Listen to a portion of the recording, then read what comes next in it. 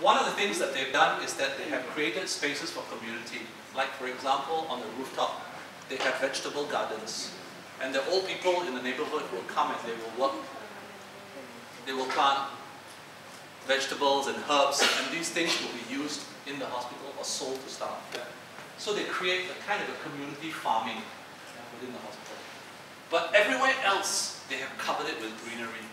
This is what it looks like. Yeah. It's incredibly dense, incredibly green, and very attractive. Very, you know, I don't know if you've been to any hospital in Singapore. I don't know what the hospital in Jakarta are like. But sometimes you go to a hospital, you feel okay before you go, and after you get there, you feel sick. Oh no. This place, you walk in and it lifts your spirits. You go, wow, you know. There's something very soothing, calming, natural about this environment. I can't explain it. You just have to go there. By the way, this is public area. You don't have to ask permission. You will be with 1,000 other people who didn't ask permission. So. And the other thing that has happened is because of all the greenery and the plants, they have a lot of unexpected visitors. Today the hospital has become a place for nature societies. The nature photographers will go there. And if you go to the hospital, you find on the wall, they have all these photographs of the number of species of birds, insects that have been spotted in the hospital. Which hospital do you know that encourages insects? But it's huge, it's so successful. They actually have migratory birds stopping over in Bukit on the way to wherever they're going. Once they even had a big snake, which I think that was the limit of how much they love nature. They got a bit scared. You can just see the headline, right? Singapore child swallowed by big boa constrictor at Bukit Hospital. The hospital is shut down, so they had to find someone to remove the snake. But you know, who profits? Who benefits? It's not just the hospital that benefits, it's the community, it's nature that benefits as well. And nobody has a voice for nature, nobody speaks for insects and birds, but what they've done actually contributes to the wellness of that ecosystem. Who benefits? Who profits? Here is another wonderful project. This one's in Shenzhen, in China, a Banke Center by, I'm sure many of you know the architect Stephen Hall. He's an American architect. And Stephen Hall was asked to design a multi-use building in Shenzhen. And his approach was to, instead of making it a tall building, he made it a long building. So he turned it on the side and he lifted it off the ground. This is often referred to jokingly as the horizontal skyscraper. And why did he do that? Because he wanted to create a park on the ground level. Now, the building has very private functions. It is an office building, it's apartments, it's a hotel. But the ground beneath all of these is open to the public. It's given away. It's given to the community. Now, if you've ever been to Shenzhen, anyone been to Shenzhen? All right. If you've ever been to that part of China, you know how desperately they need parks. The cities are congested, polluted, not very pleasant sometimes. Yeah? Many parts of the city are very unpleasant. And so, by returning space to the public, they are creating a relationship between this developer, this company, and its audience. Actually, we call it branding. Yeah. But in addition to that, they're giving something back to a community that they did not have before. So who profits? A lot of people. Yeah. Not just the owners and the users of the building, but a lot of other people profit. They also use the ground as a kind of a hydrological system where all the water that flows, it passes through different types of cleaning systems before it goes into the municipal water system. Yeah. So they clean the water for free.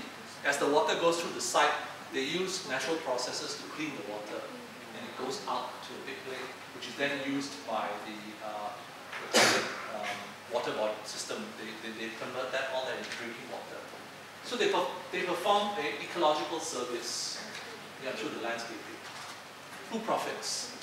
It's not just the users of the building, but it's ecology, it's people, it's community. These are some photos of what it looks like on the ground.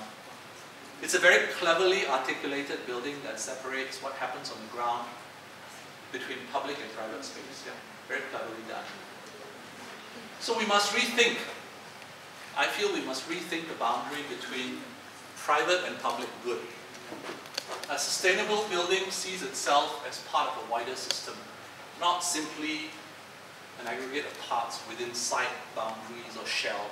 Sustainable design is about managing material and energy flows between a building and the system within which it operates.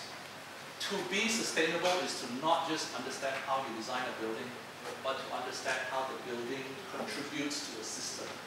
You have to first define the system in which the building has operated. And the building has the potential to improve the system in a way that is not just about what it does, but it's about what it contributes to the wider good. Last point. The last point is that the greening is the job of the marketplace. Yeah? Get the companies to pay for it. Get the developers to pay for it. Get them to agree on what is a good way to do it. Get a rating tool to reward them whenever they do a building well. Let them use the rating tool as a way of selling their condos and their offices. Yeah? This is market dynamics. We have to use the marketplace as a way of improving building construction. My question then is, what is the role of the government? What is the job of the government? Okay, this is maybe not what you will be doing as a designer, but I think it's something you should be aware of how policy affects what you do. And there was a study that was done that said that 65% of everything that happens in Southeast Asia is done by the marketplace. That means the government is taking a backseat. Only 35% of all activity is due to government initiative. The rest is left to the market. Let the developer decide. I don't want to impose a stringent code. I don't want to create a very difficult situation such that all the business people run away to another country. I want to make the places attractive. Let them decide. You are from Cisco, from America. You want to come and set up an office in Jakarta. You decide how green you want to make it. I will not tell you. This is not enough. Again, I want to say, I think Singapore does many things wrong, many things right.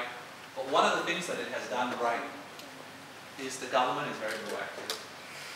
Yeah. It demands that industry must meet a certain standard. Now, I'm not a big fan of certification. I don't think Green Mark is the right way to do it.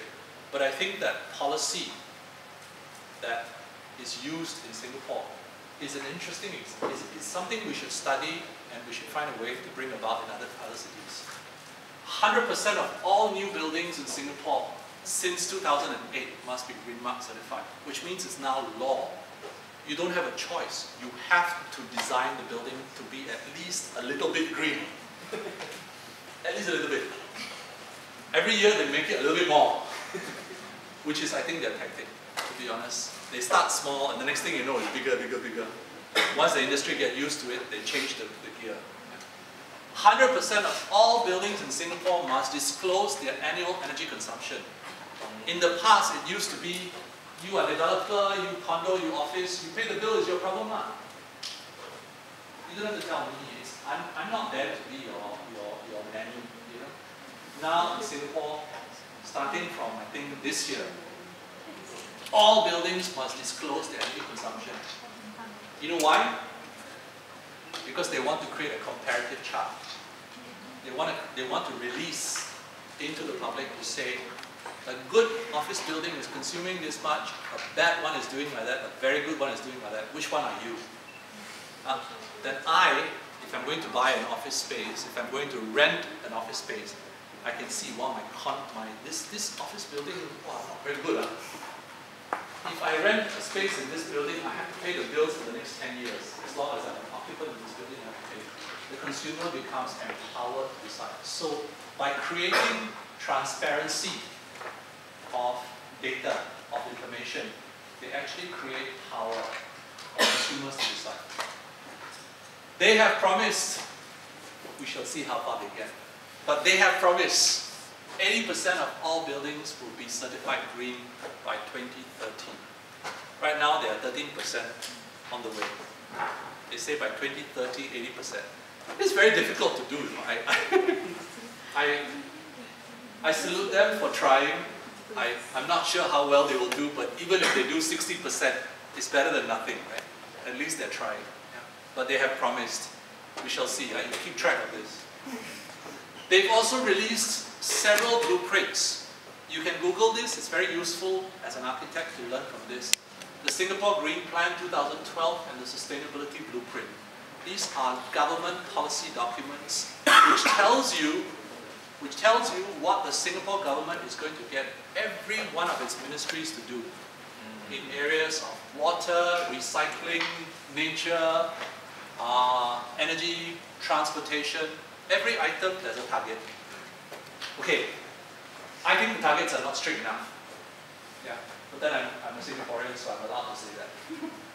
What I want to say is important about this is that it's on paper. Yeah, it's a commitment to do something. Yeah. It's not you say, I say, we see. It's a promise. We will do something about it. Now we can talk about whether it's far enough or not, but at least you put it on paper. These are the things that the Singapore government says they're going to do at the building scale. They are going to try and influence new buildings, existing buildings, and the space between buildings, what we call beyond buildings. And they do this by 6 different ways they will do it. The first is the government taking the lead. Every government building in Singapore must be green marked gold or higher. They have promised this, yeah? And all government buildings will be green mark certified by a certain year. So they're saying that before I force you, the industry, to do it, I will do it myself and I will show you how to do it. So it's taking the lead. They have created incentives in the private sector, which means to say, if you're a developer and you achieve Green Mark Platinum, we give you extra GFA. We give you some money back. We give you something to reward you as a way of doing this. They also work with different experts to improve the green rating tool. So the green rating tool is not just something that they cook up. They actually invite a lot of foreign experts to come in and have discussions and forums. Yeah? They also have a very high level of industry training, from professional courses, master's programs, executive development programs, diplomas. They also organize a lot of conferences and NGO events, and finally, they impose standards, meaning to say, this is the minimum that every building in Singapore must do. Standards imposed. This is a quick example of some of the things that are available through the government, yeah? Not even NUS. This is the government-led programs. You can get diplomas, you can get degrees, you can get masters, you can go for certified courses, you can go for tea with the CEO of Building Construction Authority and have a discussion with him. You can also attend professional certification programs. Yeah? But there's a lot going on. And of course, publicity. This is an example of a public bus in Singapore which drives around saying, I live in a green marked home. Do you? I don't think it's very effective. I don't find it very attractive. But I give them points for trying to create awareness. They have exhibitions and so forth. I suppose the most powerful thing that they have done is that they have converted one of their own buildings into the zero energy building.